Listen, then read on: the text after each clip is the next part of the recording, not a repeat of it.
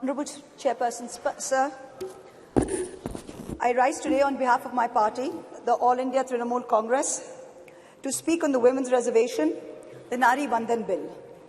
At the very onset, let us remind ourselves that this is India, a country where the poet Kafi Azmi in 1940, 81 years ago, 82 years ago, before independence, wrote in his poem Aurat, "Ut meri jaan, mere saath hi chalna hai tujhe. जन्नत एक और है जो मर्द के पहलू में नहीं, उसकी आजाद रविश पर भी मचलना है तुझे, बन के तूफान छलकना है, उबलना है तुझे, उठ मेरी जान, मेरे साथ ही चलना है तुझे." This is in India, where Tagore in 1928 wrote in his poem Shobola, "नारी के आपन भाग्य जय करिबार केन नाहि दिबे अधिकार हे विधाता? O Lord, why will you not give women the right to determine their own destiny?" This is in India, where in 1946, when the Constituent Assembly was elected, 15 seats went to women who helped to draft the Constitution.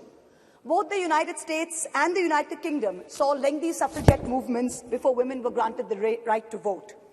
India's founders in 1947, April, agreed to the principle of universal adult suffrage, giving simultaneously the right to vote to women and to men. There was never any question of denying women the right to vote while giving it to men. All 15 members of the Constituent Assembly who were women rejected the demand for any special women's reservation on July 18, 1947. Member activist Renuka Roy noted that Vijayalakshmi Pandit has not been selected because she is a woman, nor was sex made a bar to the appointment.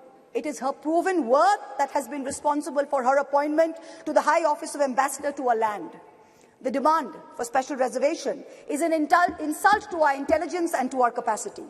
So sure were our founding mothers that this great land would not deny her women their rightful place based on merit. But alas, it is 75 years later. And today it is both my pride and my shame that I stand here as a woman in India's parliament speaking on a women's reservation bill. It is my pride that I belong to the All India Trinamool Congress, a party that sends 37% women among its members to parliament. It is my chagrin that I belong to a Lok Sabha, a house of the people, that on aggregate has only 15% of its members as women, far below the global average of 26.5%, and also below the Asian regional average of 21%. As this government claps itself on its back for its rankings on various global stables, let it also hang its head in disgrace that this same India ranks 140 out of 196 countries in the Inter-Parliamentary Union League tables on women's representation. Within women parliamentarians, Muslims and Dalits have been consistently underrepresented. From 1952 to 2004, only 8 Muslim women were elected to India's parliament, to the Lok Sabha, many of whom served multiple terms. In today's Lok Sabha, the 17th Lok Sabha, there are only 2 Muslim women members, both from West Bengal, both from the All India Trinamool Congress, I may add. The numbers for male and female turnout in the last general election were nearly the same, 66.7% and 66.8% respectively. But women's candidature, that number of women who are being put up for elections, which is the first step towards getting elected to the Lok Sabha, remained at an abysmal 9%, up from only 7% in 2004.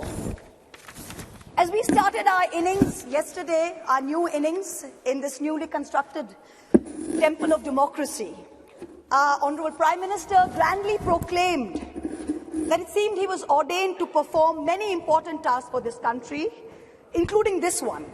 And then with much fanfare, this government introduced this bill, claiming credit as usual for a groundbreaking move.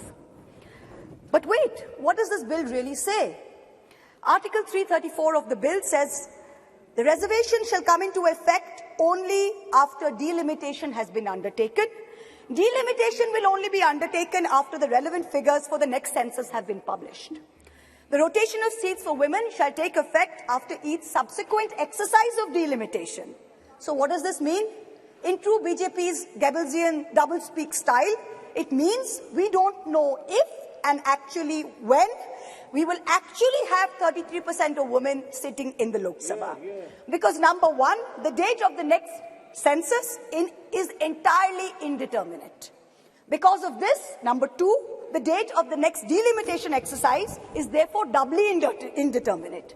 It is also controversial, as my esteemed colleague Kanimoji from the DMK spoke. She said, according to the data, we will have an increase of 0% in the number of seats for Kerala, 26% for Tamil Nadu, but a whopping 26%, a 79% increase for both Madhya Pradesh and Uttar Pradesh.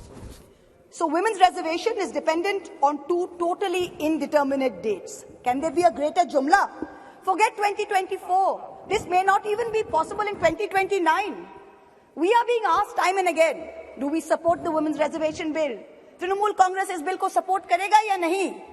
BJP's liaison members are reaching out to us, calling us, asking us to support this bill wholeheartedly. No ifs, no buts, pura support, please kijiye. To them we say very clearly, we not only support a women's reservation bill, but in truth, it is Mahua Moitra, India's only female chief minister today, who is the mother of this bill, who has given birth to the original idea where she has unconditionally sent 37% of women MPs to this parliament on her ticket. What you have brought here, what this government has brought here today, is not a women's reservation bill. It is a women's reservation rescheduling bill and should be renamed as such. Its agenda is delay. Its agenda is not reservation.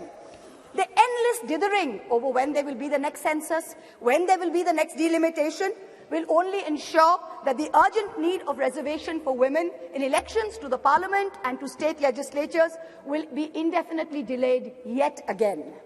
Alas, this is not the historic bill that it is being touted as. It is a sham. And for the women and the men and the girls and the boys who will be the future women and men of India, we had better recognize this because it is staring at us in the face. And I also hope that a sufficient number of amongst us, the current members of parliament, also recognize this bill for what it is, which is a sham. The question of women's reservation requires action, not the placebo of legislatively mandated procrastination. To the government and the ruling party, I say this. Give us this day our equal rights. We hold up half the sky. Give us at least a third of our earth. Mamata Banerjee and the Trinamool Congress have already walked the talk. We don't need to go on record to show this country that we support this bill. We have already sent more MPs than what this bill even envisions. It is you, this government, this ruling dispensation that needs to go on record. You need to support us, not the other way around. You need to send more than 33% MPs to this parliament. When this government wanted to protect cows, and I support the move, make no mistake, you did not wait to count the number of cows. You did not wait to see whether the cow was a Jersey or a Gir or a Sahiwal. You just went and built the cow shelters. Are we women any less that we have to wait while you count numbers and you draw lines? We don't need any more vandans. We don't need any more vandanas. Thank you very much. What we need is direct action. Honorable Prime Minister, this is your moment to really show us all कि मोदी है तो मुमकिन है. Implement the reservation bill immediately based on today's voters list. Send 33% women to parliament. Send 33% women to parliament in 2024 from the BJP the way our party has done. Support us unreservedly. In conclusion, I can only echo the poet Rihanna Ruhi's words. दिल के बहलाने का सामान ना समझा जाए, हमको अब इतना भी आसान ना समझा जाए. हम भी लोगों की तरह जीने का हक मांगते हैं, इसको बगावत का ऐलान ना समझा जाए. Thank you very much. Thank you.